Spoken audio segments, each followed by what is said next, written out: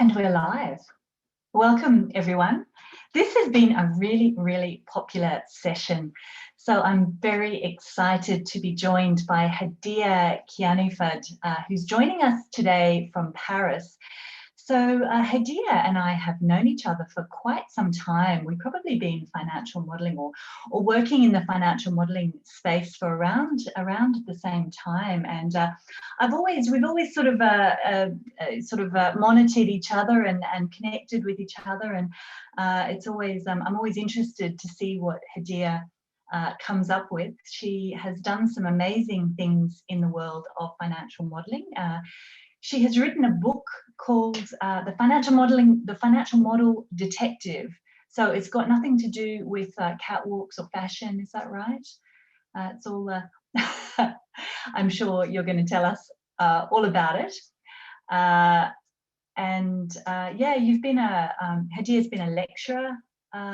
She's got a master's degree in economics. So certainly done lots and lots of amazing things in the financial modelling space. And it was really only a couple of months ago when Hedieh popped up on the Financial Modelling Innovation Awards, and I saw you there and I thought, wow, I really need to hear from you. So Hedieh's going to talk to us today about reviewing project finance models. So I think it's a really important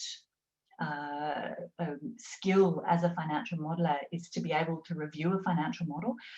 Very often it's, you know, we as financial modelers, we like to actually build our own financial models from scratch, but we rarely get to do that. We often have to inherit other people's models and having to review what other people have done.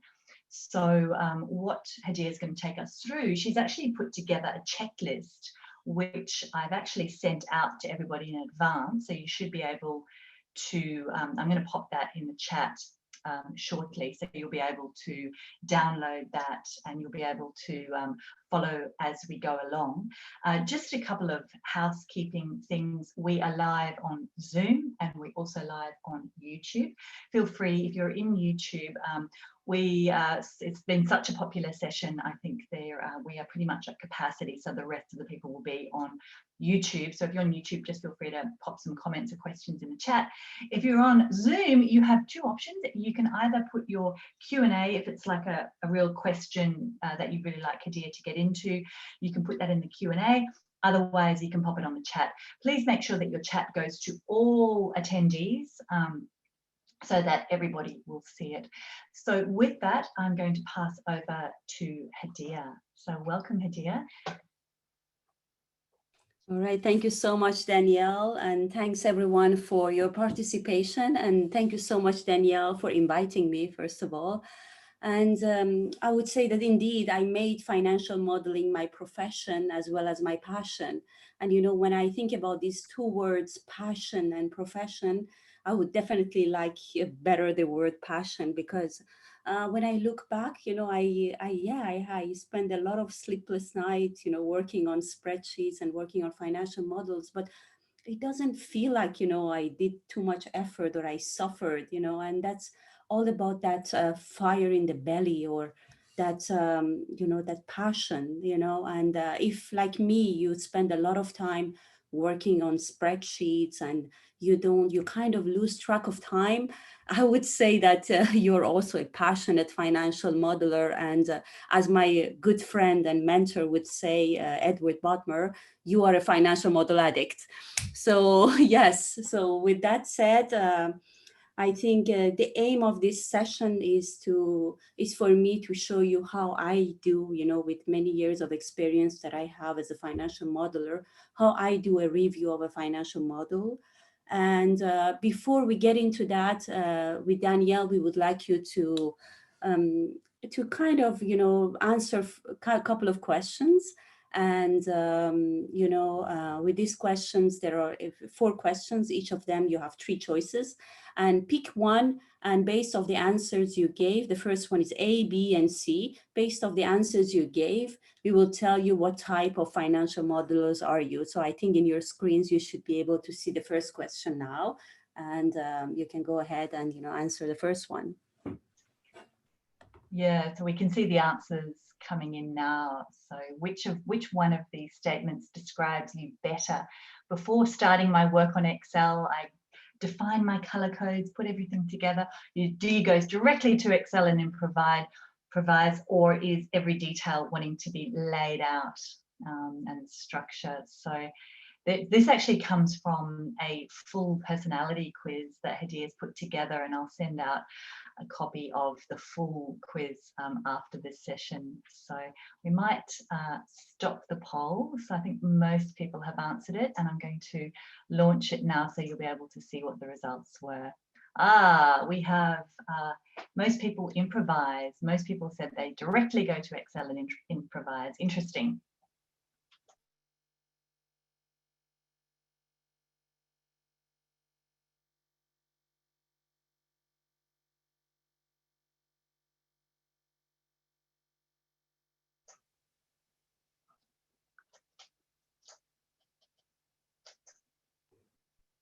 Shall we launch the second one, Danielle? Okay, sure.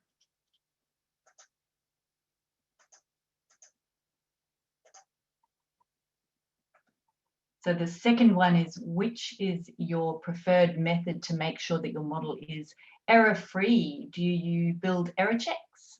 Do you avoid complex formulas and keep it simple? Or you don't trust human work and you prefer to use multiple auditing tools to check my models? Okay, you guys got the hang of this now. Okay.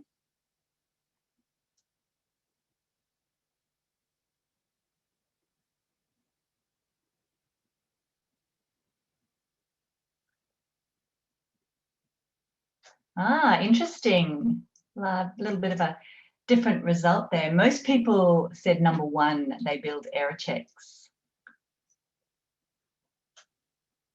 Do you want me to go straight on to the next one?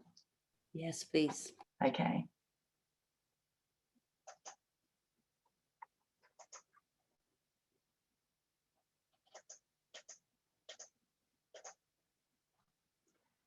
And third question was, do you trust your base case assumptions and projections?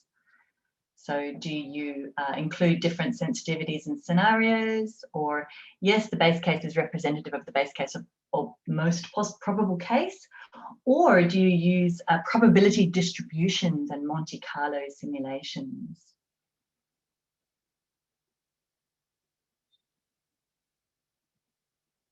It's always interesting to see what kind of personality our financial modelers are. Very interesting. Okay. So there's a similar result there. So most people like to include different sensitivities and scenario analysis. Okay. Interesting. So we had another one. Did you want me to launch that one now or do it later? Yeah, sure. Let's do it right now. Yeah.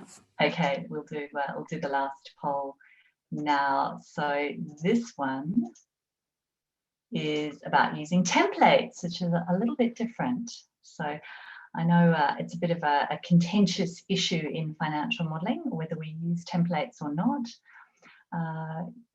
Yes and no is number one. Yes, because I use templates. Number two is I always start with a template and I make minor changes where possible. And the last one is, yes, I build so much flexibility that my model can fit any project. Interesting.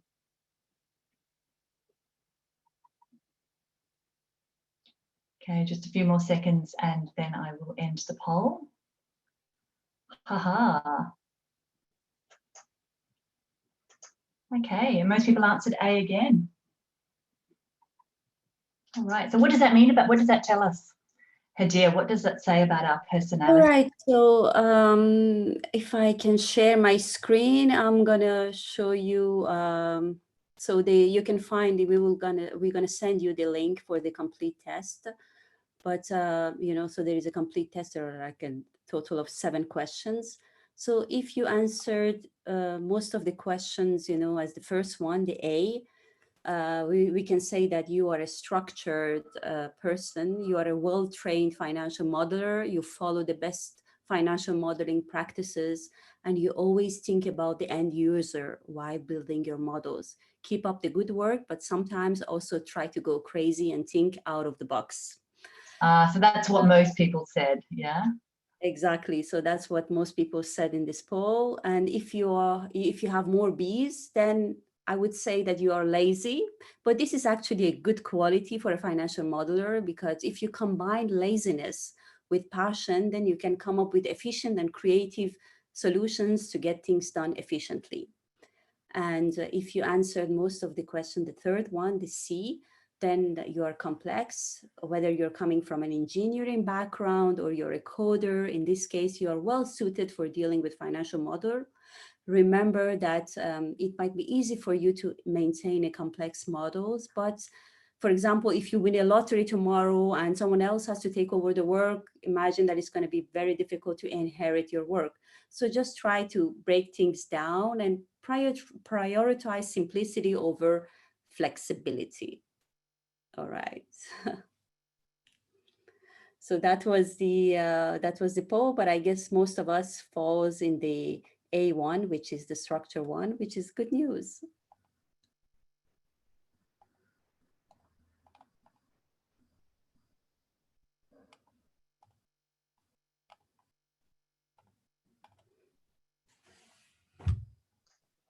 So we can see your Excel now, Hedieh. All right, yes. All right, okay, perfect. So with that said, I think we can go and, start with this, with the aim of this session, which is for me to share with you how I basically do audit of a financial model. And okay, so I don't know if you can see my screen now. So the first thing, when you're auditing a financial model, the first stage, the first step I do is like, at this stage, the first step, I put a hat of not a financial model detective, but it's mainly the financial model mechanic. So I don't come with my financial model detective look, but I come with my hammer. So I want to understand whether the financial model that I receive, I want to tell my client or myself that whether I can work with this model going forward, or if I want to just say that, this model, I cannot work with it, and, we have to rebuild it from scratch. So that's the main aim in this first stage of reviewing a financial model. So, I mean, during the many years of working with financial models, I came up with like typically four type of financial models. The first one, I will call it, excuse me, but I will call it the trash. So that's a type of models that, has no standardization, it has no structure. And it's basically, whenever I'm teaching, I tell my students, would you dare send a kind of a PDF document to your clients, which has no formatting, has no table of contents and nothing? I mean, would you dare sending that, to someone? So why would you do that with an Excel file? I mean, how could you send that, So that's the type of models that, I have received many of them actually like that it has no structure and it's kind of like a mess. So when you open that kind of file, you completely understand from the first look that this is something that you cannot work with it, and you're just going to say that you're going to rebuild it from scratch from the beginning. And more, with these standards coming, in the market, we see less of this type of models, but I have seen that, during my career, people sending this to kind of reputable institutions. But anyway, so this is what I call the trash models. That will be definitely from the beginning, I would say just rebuild it from scratch. The second type of models, I will call them like the overly simplified models. But, we have to be careful here when we come to the concept of simple versus complex, because, it all depends on the project and the stage where you are in that project. For example, right now I'm working on a project. This project, the model that I built needs to determine the tariff for it's a power plant, so it needs to find out the tariff. It also needs to test the different fiscal regime. It also needs to test the different financing instruments. And basically, there are also different phases, phase 1, phase 2. So you combine phase 1 and phase 2, and you have to test all these things. So of course, the model becomes complex because you need to build in all this flexibility. So before you judge whether the model is whether the model is simple or complex, you need to know a little bit about the story of the project. But you know, for example, an overly simplified model, I would say, is a model that for example, is built on annual, you know, it's all the projections are done on annual basis, you know, you know, that's something that I would say, or it doesn't have enough details in CapEx, enough details in OpEx. So these are the things that I would say this is an overly simplified model. I need to build in so many things into it. There are so many modules which are missing that I need to build into it. So I would definitely say that it's not worth it. So I would rather rebuild it from scratch. So that's what I call an overly simplified model. The other one is the black box. The black box model is the model that is overly complex. You know, it's unnecessarily complex. So most probably, you know, a firm got, you know, paid to build, you know, a model, and, you know, I mean, there are some unnecessary complexity built into this model.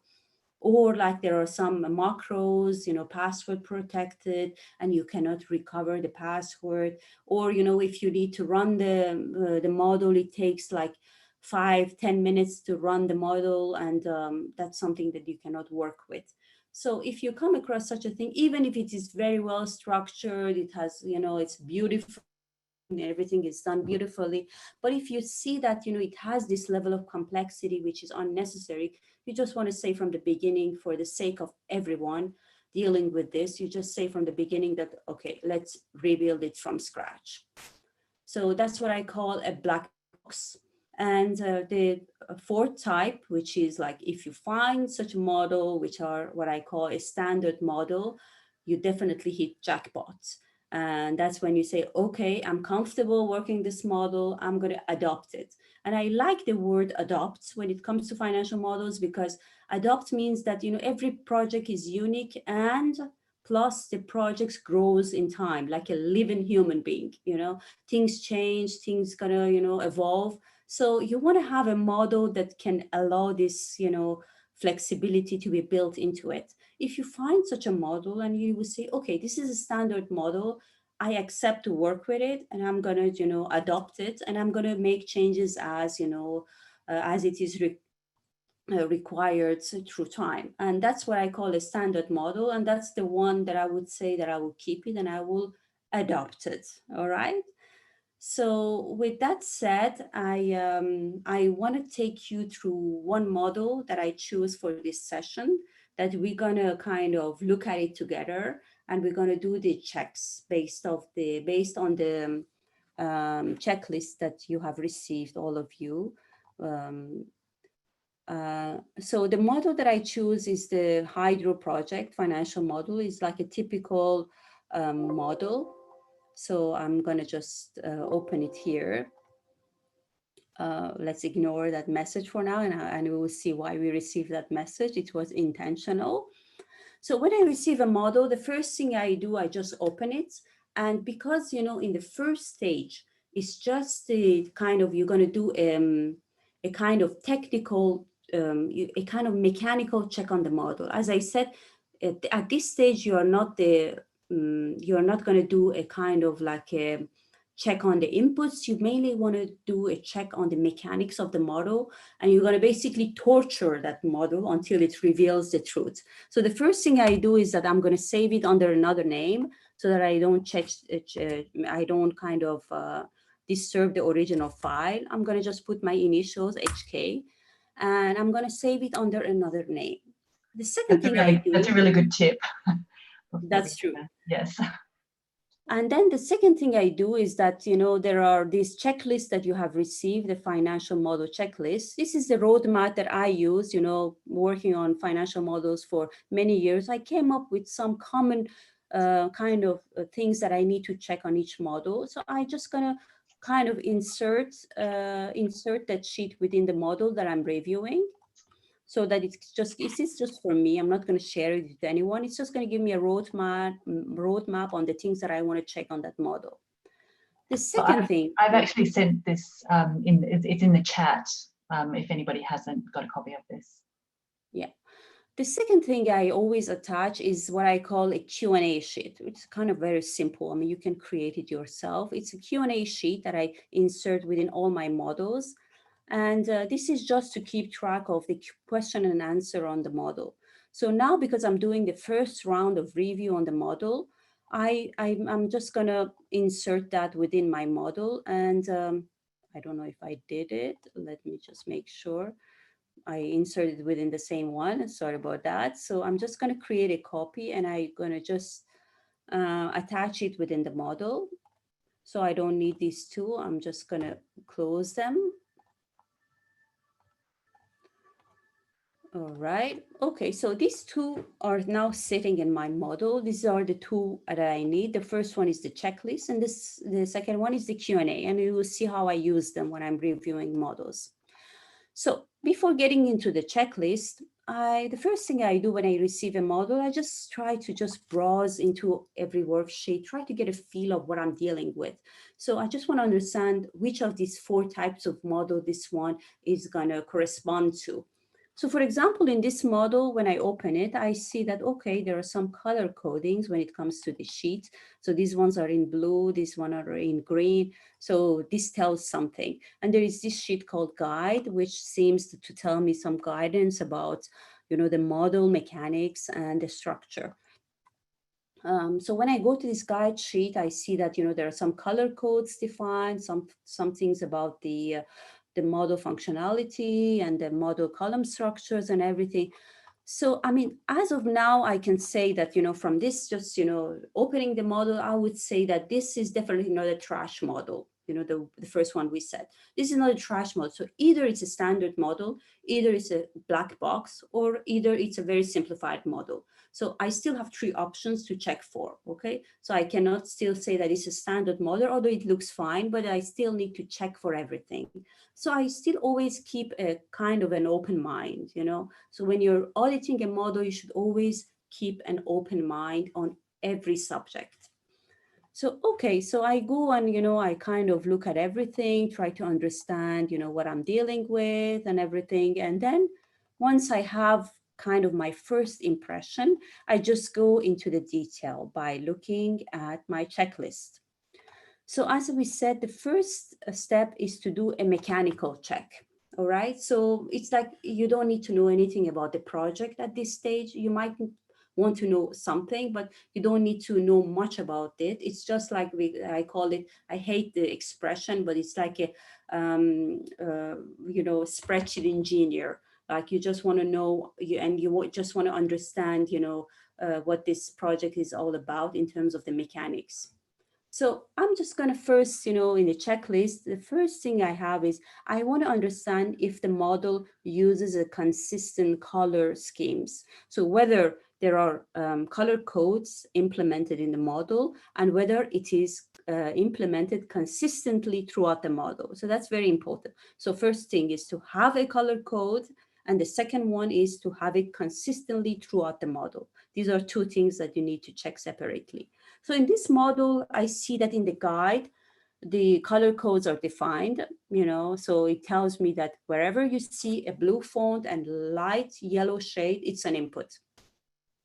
All right, perfect. So let's see whether this has been done consistently throughout the model. So I start with the input sheet and, I have a kind of like an overall view. And I see that, I just question, there are these big yellow kind of cells, which doesn't correspond to the input. So I just want to understand what this is, what this is all about. So I'm going to go to my Q&A sheet, and in my list of questions that I want to ask to the original financial modeler, I'm going to just, put the reference to these cells that, I have a question. And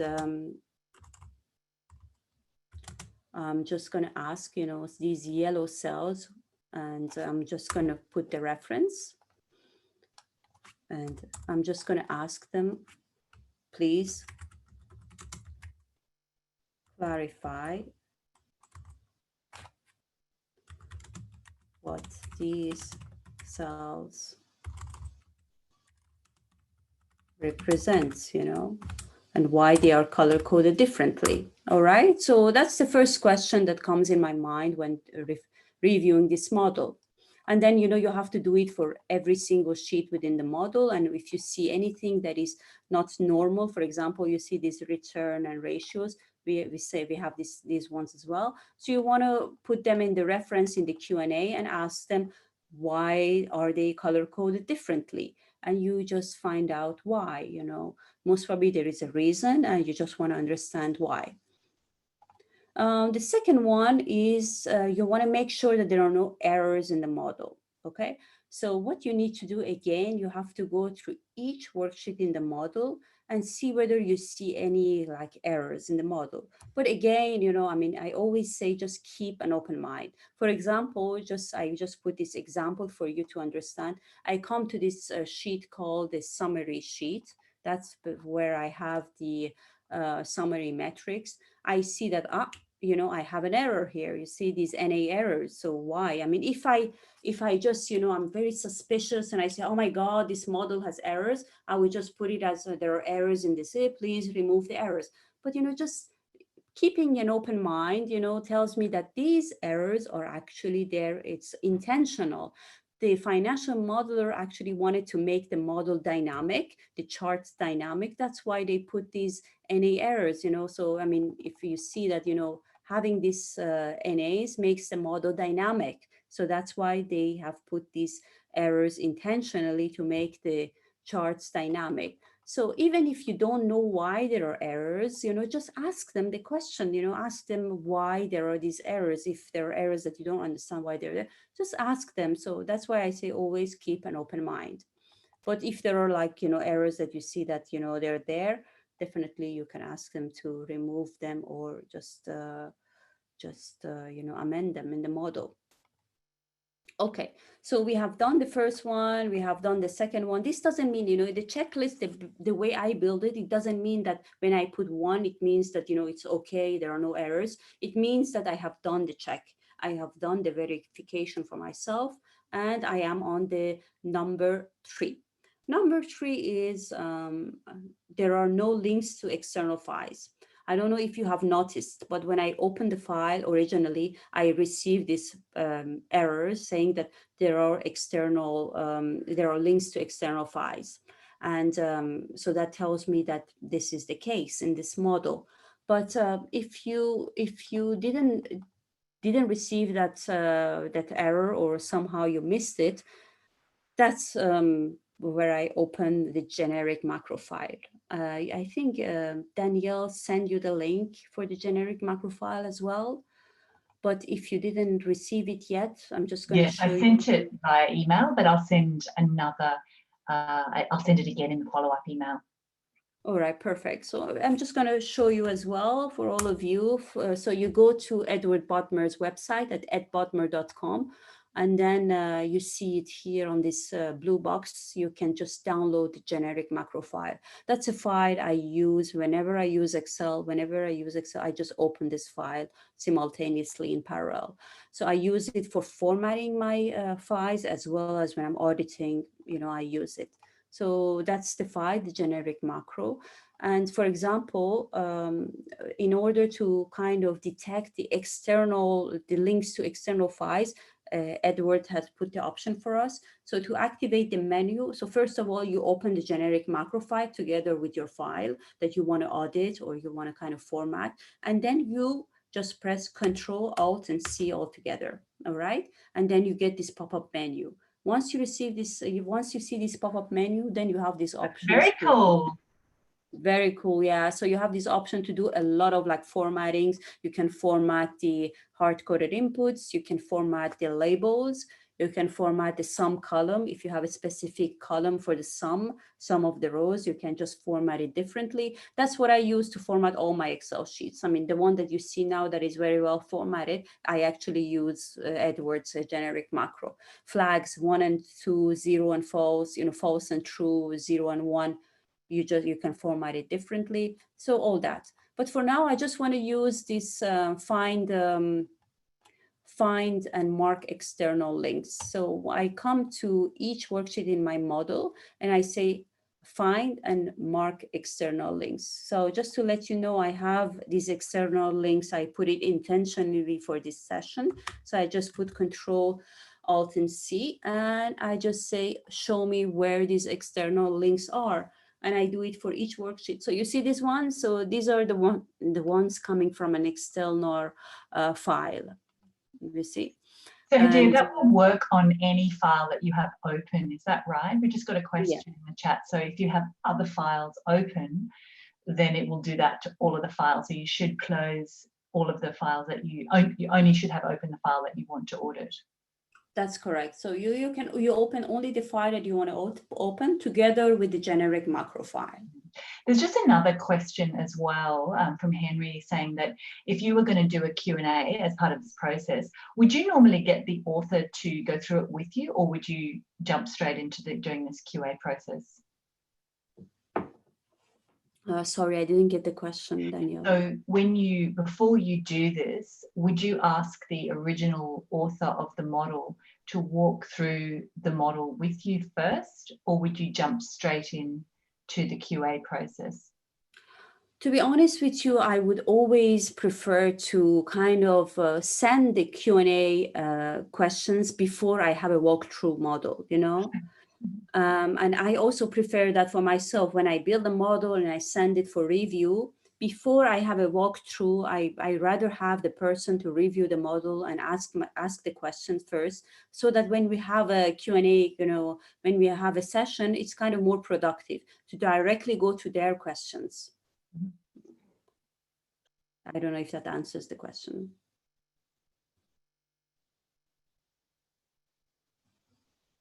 Danielle? Yes, that's fine. Thank you. All right. Okay. So that's the thing. So we found out that there are these external links. So again, we're going to go to our Q&A and we're going to put the link here. We're going to just because, you know, I included with my model, I'm just going to go there. I'm just going to mark it. And I'm going to say, please remove external links. Okay. Or whatever you want to put it. All right. So perfect. So I'm gone through this. We are on number 4 in the Q&A list, in the checklist. The fourth one, which is the most important one, is to have the inputs separated from the calculations and results. That's one of the standards that's in the financial modeling, that you should not have any hard-coded inputs in the calculation sheets. You should always separate your inputs and calculations and results. All right. So for example, in these models, we know that, you know, we have these 2 sheets which are dedicated to hard-coded inputs and assumptions. So all the inputs in the model should be within these 2 sheets. So anywhere else in these calculation sheets or in the result sheets, we should not have any inputs. However, although we think that this is the case, but when we are doing the audit of the model, we need to check for that. So what you do is that you come to each worksheet within the model and you press F5, all right, to go to special, or I don't know I don't remember what's the shortcut for the Mac version, but it's in any case, you can come to the Home tab and just go to the go to special, and you just say, detect all the constants, not the text ones, but just the numbers within the worksheets. Okay, so sorry, you just have to select everything and then F5 and then special and constants. So I don't want the text, I just want the numbers. Okay. So, and then you want to kind of choose a flashy one, because as we said, we are just auditing. So you just want to destroy the whole color codes here. I'm just going to put a flashy kind of color code. So these are the ones that are hard coded, and it's within the calculation sheet. So it should not be the case. All right. That's a really neat trick. Great. So I want to just kind of, you know, I mean, I just want to flag this and say that, all right, I mean, why do you have these hard coded within the calculation sheets? So I'm just going to come again to my Q&A, and I'm just going to go there and just select all of them and say this one, it seems to be an assumption. The other one is, I saw another one. I saw two other ones. Yeah, these two guys. All right. So I'm just going to put whatever I find in the model. I'm just going to, as I said, I'm going to repeat it for each worksheet in the model. And I'm going to ask them, please, um, you know, relocate hard-coded inputs within input sheet. All right. So, I mean, and I'm going to say why, you know, it's important to also explain why you say that. This is Because the because GS of, says so. what is it, Danielle? Because you said so. That's the reason why. It Because is it's not because good you, practice. Yeah. exactly, it's not good practice, and you want the model to be flexible. That's the most important thing, you know, for flexibility as well as transparency. You know, everybody should know what goes into these models. So you need to kind of put all the inputs in the model within one worksheet and clarify them. So you just want to put it and clarify. So you repeat that for each worksheet within the model, and just ask the financial modeler to put all the hard-coded figures within the input sheet. All right, so once you're done with that, we're going to go to the next one, which is the uniform column structure across all worksheet. That's also very important. And you see in this model, when I come to the guide sheet, I have already explained that. So all the calculation sheets within this model, they all follow the same column structure. So if you come to this timesheet, you see that all the projection starts in column J. You have column H, which contains the sum column of all the rows. You have this column J, which contains the constants. It doesn't mean hard-coded. It means that they are coming from the input sheet. I'm going to use them somewhere in the formulas. So they are the constants. Column F is dedicated to units. So the units for each row. So you know that when you look at it, you know that this is a flag, this is the number of days. So it's kind of very clear.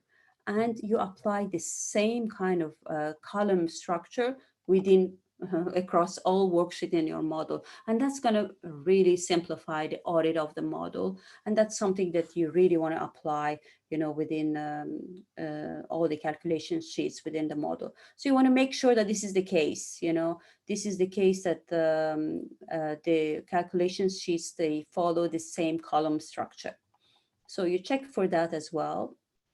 All right, I guess, let me see. We are up to this number six. Number six is the unit of measurements. That's also very important. I mean, I cannot tell you how many times I was confused reviewing a model and understanding what's the unit there. Is it dollars? Is it the local currency? What is it? So why not just devote, you know, as we said, you know, have this uniform column structure and have one column dedicated to units, you know. So that's going to make it easy. Everybody looking at this flow will know that this is basically projected in the thousands of dollars.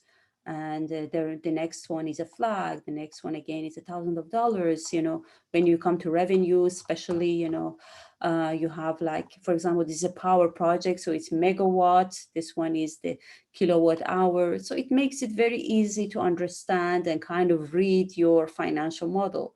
So definitely that's one of the things that I want to kind of recommend, to have one column dedicated to the units of measurements of each flow. The next one in the mechanical checks is the all right, so the use of unique formulas across rows. Oh, that's a tricky one to check. So you want to make sure that, you know, all these, you know, rows that you have done. So this contains all formulas. So you want to make sure that you use a unique formula across, you know, these columns. So if I copy this, you know, if I copy this across, it's not going to make any changes to the model. I saw that actually in, it was a blog post by Danny from Great Lines, that he kind of explained this, what he calls the acid test. So what he does, or I don't know, maybe that's something that is kind of common, but is he kind of, use one of the common metrics in the model. Like, for example, I have the shareholder IRR, which is in the base case here is, let's say it's 14.2%, okay? That's in the base case. So this means that if the column, if the formula is unique across, everywhere in the model, if I copy the first column across, it should not change anything in the model. That means that all the formulas are unique or the same. All right. So you need to do that. I do that. And so you kind of copy across. If you have generic macro open, you just say Shift Control R, it's going to copy the formula across. If you don't have it, you for some reason you don't want to use the generic macro, you just copy it and you say Control C and then Shift Control right arrow and then Shift Control R and then Control V, and you just paste it across. And as you can see, once I copied the formula across, nothing changed in the model. I still have okay in all the checks, and the IRR for the shareholder IRR did not change. So that's give me the indication that all the formulas were used consistently, everywhere. The other thing you can do is to have a bird view. Just look at the formula and try to understand whether you see any inconsistency within any columns, but that's kind of a difficult thing to see when you have like 20 years of projections. So the easiest is to just copy the formula across and see whether things changes in your model, and then you make sure that everything has been used. The formulas are consistent everywhere in the model. Okay, I hope that is clear. All right, the next one, which is something that I think is clear to everyone, is please do not use overly complex formulas, nested ifs. It's so difficult. It's like the same thing in literature, in writing. They tell you to kind of break the sentences into like different phrases, don't have ands and one after another. It's the same thing with Excel, don't have nested if formulas, don't have formulas which are very big. The rule of thumb is to have formula not bigger than your thumb. Okay, so that's that's basically the rule of thumb, and that makes sense because it makes the audit of the model so much simpler and easier. So even Are if you you have following the FAST standard with what you're doing? fast, you're saying? Yeah. Do you follow the standard? Yes, I do follow standards. I follow fast standards, definitely. I follow smart standards. I follow all the standards. Yes. But with this particular model, are you following any standard in particular? To be honest with you, I think I follow. I would say that the model is based on the best practice financial modeling standards, but I would not say it follows a particular standards. It's just like it's a standard model, right? So yeah, because basically all of them is basically the same thing. It's just to simplify the audits of the model.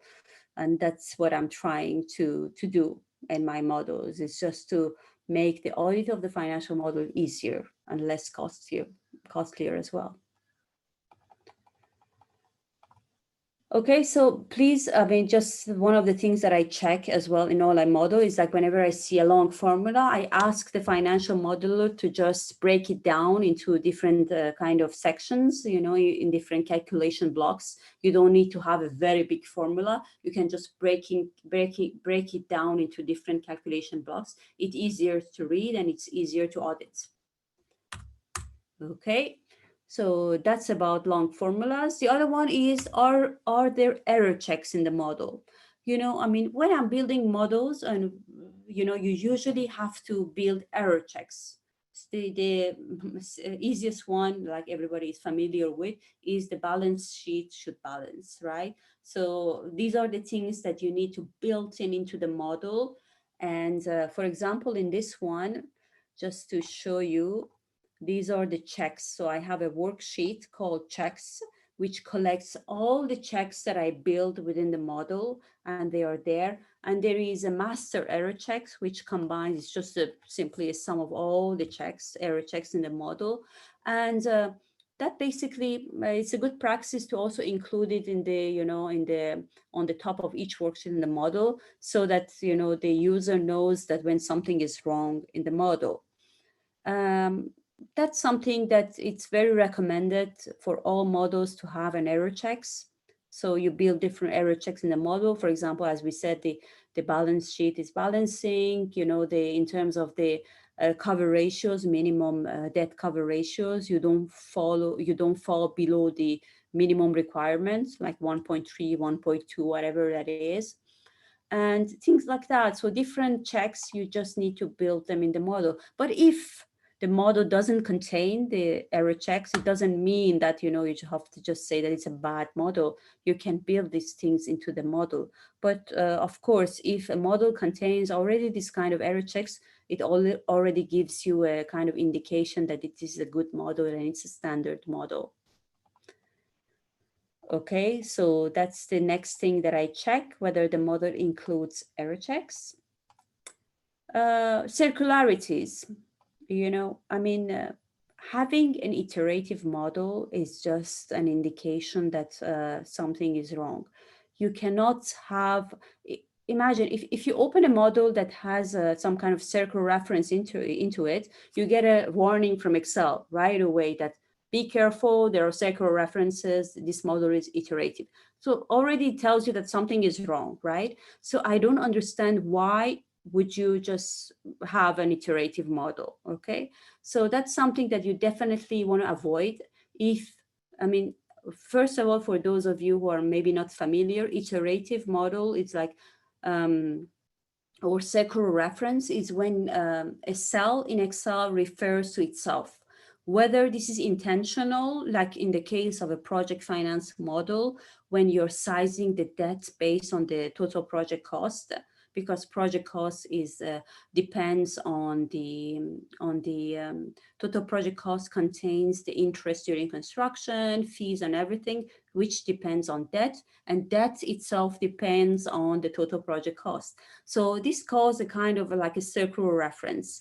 And that's something that you cannot avoid, right? You have to build it in the model. So there are different ways to deal with it. Having an iterative model is not a solution because it makes the model prone to errors. If there is somehow you make a mistake in the model, you can never go back.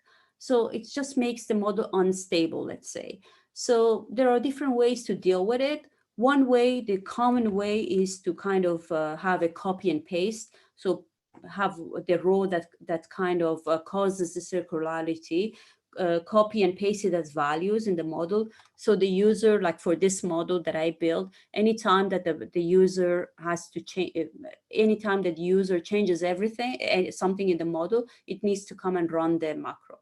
The other elegant way, it's not yet common, but it will become common in the future, is to kind of use what Edward Butler calls the parallel model. So that's the user-defined function that you built into your model, and it's going to kind of sort out the circularity. And this is, I don't know if you can see it, but that's a good illustration of what the parallel model is all about. That's the traditional copy and paste financial modeling practices to solve for circularity. And that's what Ed came up with, which is the UDF and the parallel model. And that's the most elegant way to deal with the circular reference. But we are not going to go into this detail of the parallel model now in this session, but just to tell you that having an iterative model is not a solution. And to check for that, make sure that, when you're reviewing and auditing a model, you come and in the options, under the options, you make sure that this one is not checked, all right? So that you get the notification that there are just circular references in the model. So if there are circular references, you definitely want to just, put it in the Q&A and say that there are circular references, and for the sake of sanity and, kind of going forward, let's find a solution to sort out the circularity in the model. All right, we are done with the circular reference. Okay, Then the next one is the regarding the macros, so you need to make sure that all the macros that are built in your models run properly. So you have the developer tab. If you don't have it, you need to activate the developer tab. That's where you can see, view, edit the macros which are included in the model.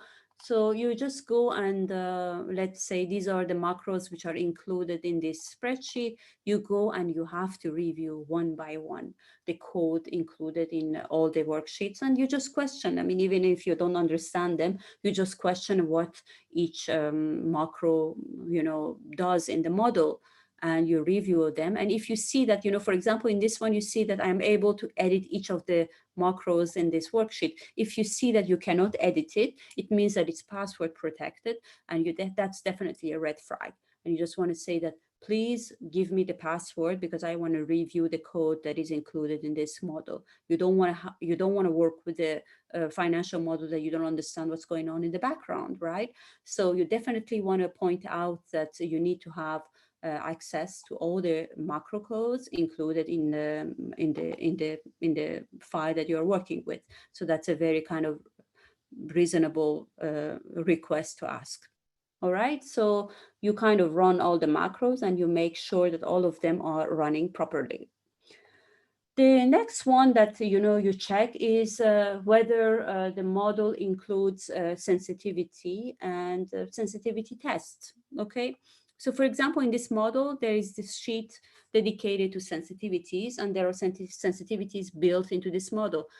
But if you have a model that doesn't have sensitivities, it doesn't mean it's a bad model. Sensitivity is something that you can build into your model. There are some templates that you can download, and I have myself 2 templates on eloquence that you can just incorporate in your models. So it's not a big deal if the model doesn't have sensitivities, but I would really question, a model that doesn't have sensitivities, because one of the main kind of function of a financial model is to test different scenarios and different sensitivities, because the base case, whatever is the base case, is not the we are dealing with projections, so you never know what's going to happen in future. So you definitely want to do sensitivities on your parameters. So you want to definitely incorporate sensitivities in your model. So if the model doesn't contain sensitivities, you want to question that. You want to ask the financial modeler to build typical sensitivities into the model.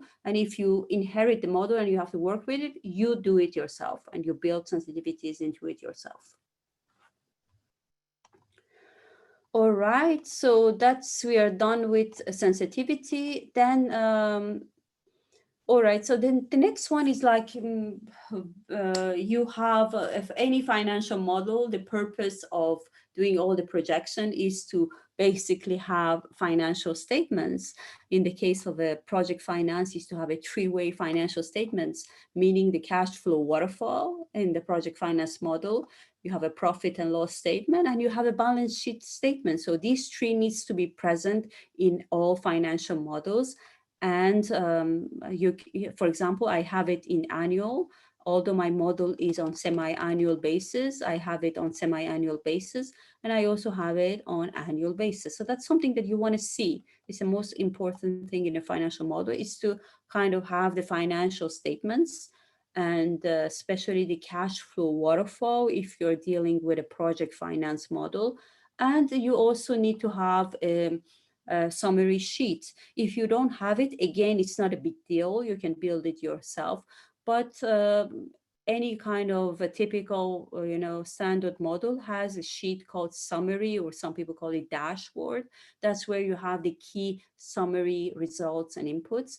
And if there are some of the metrics that are missing, then that's not a big deal. Again, you can build it yourself, but you want to make sure that, it's there, summary sheets and the financial statements. Okay, we are about to, all right, so summary sheet we covered. So it contains the key inputs and outputs of the model. And as we said, there are no hidden password protected sheets and macros. So for the macros, we said you go to developer tabs and you make sure that all of them you can edit, you can view, and you can kind of have access to all the macros. And the same thing with the worksheets in the model. You just go and you see whether, for example, in this one, I have this sheet which is hidden. So I'm just going to unhide it and review it and then ask the question in my Q&A sheet and say why this is hidden. And if it is not necessary, just delete it, you know. So that's the thing that I'm going to ask. And you have to do it for each worksheet in the model. You just have to come and, you know, see whether there are kind of like hidden cells and columns and rows, and understand, you know, all the hidden things in the model. That's one of the things that you do when you review a model. All right. So by the time you have gone through these mechanical checks, you can understand, you know, what type of financial model you're dealing with, whether it's a standard model, whether it's a black box, whether it's a overly simplified, or whether it's a trash model. For example, this one, if I was the one reviewing it, I would say it's a standard model, and I would recommend to kind of keep it, but adopt it and use it, you know, going forward. So that's the mechanical check. And then after this stage, this is a very simple stage, you know, dealing with the mechanics. The most important stage is when you get into the inputs, right? So getting into the inputs, you just, that's when you ask, you know, the person, your client, to share with you all the project documents. So, you know, if you are the legal person in a, you know, appraisal team, you just need to deal with the legal stuff. If you're a technical person, you just need to deal with the technical stuff. If you're the financial modeler, you need to deal with everything, legal, technical, everything. So as a financial modeler, you have to have Excel skills. You have to understand the mechanics of the model, but you have to know everything about the model. So you ask them to share with you all the project documents, and you go through them one by one, all the documents, all the contracts, all the technical, everything. And then once you do that, you come and you make sure that the inputs that you have in the model, you know, are in line with the project documents. All right. So that's the next step, which is the most difficult one. So that's why, you know, I mean, if having a standard model, it's just like such a relief. That's why I say you hit a jackpot when you have a standard model, because you can spend more time, you know, understanding the inputs, and invest more on the inputs, because at the end of the day, the most important thing is what goes into the model. You know, if, you know, it's like a garbage in, garbage out. You know, if what goes in the model, if you have best model mechanic, if the inputs are garbage, what goes out is the garbage as well. So, I mean, what I really recommend is for any financial modeler to just read all the project documents and to have a complete, you know, understanding of the project. And if that's the case, that you have Excel skills, you have financial modeling skills, and you know the project and you understand the project, you are the best person to go and negotiate all the contracts, whether it's debt, whether it's EPC, whatever it is. You are the one who can go and defend the project, because you know what's going to happen. You know, when you change a parameter, what's going to happen to your results. You have the tool and you have the understanding.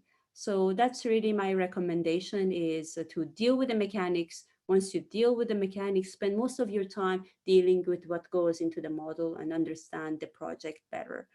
And yeah, so I don't think I will have time to go into the detail of the typical issues with the inputs, but I have a slides, presentation slides, where I kind of explain, you know, what are the typical issues that you need to cover. You might need to schedule a follow-up session so that we can go through this stuff, because this looks really interesting. Well.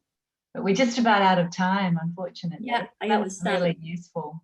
Yeah, so that's what my, you know, last thing I wanted to say. And I don't know, Danielle, if we can open to question and answer, if you have any. Yeah, maybe just some really, there was one question that I thought was useful for a typical, I know this is a really hard question to answer, but how long does it normally take to audit a project finance model?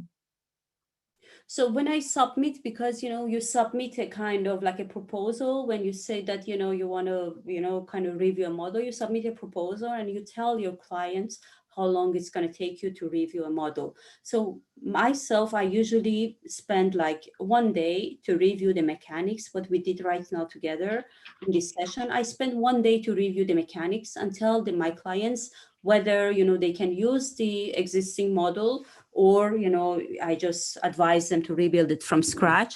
Once we are done with that stage, I would say, take your time. I mean, 7 days, I would say minimum, to kind of go through go to the project documents. It depends on what you have, as project documents. But I would spend a lot of time reviewing the existing project documents to understand what the project is all about. I mean, if you have the opportunity, if you work in an institution as a financial model, you definitely have to go on site, visit the site, understand the site, talk with the authorities, talk with the people involved, different stakeholders, to understand the project, and so that you can have understanding of the input. So it takes time to review, right? So it all depends on the project, but definitely spend most of your time reviewing the inputs. Reviewing the mechanics, it takes really not much time. 1 day will be enough to understand what you're dealing with. Fantastic. Thank you so much. That was really, really useful, Hedieh. So you're going to send us a copy of the presentation as well? Are you able to share that with us? So I will send that out. There's been all sorts of comments and questions and conversation that's been going on. I don't know whether you've been managed to keep up with it, Hedieh, but I'll send you a copy of that as well, so you can see it.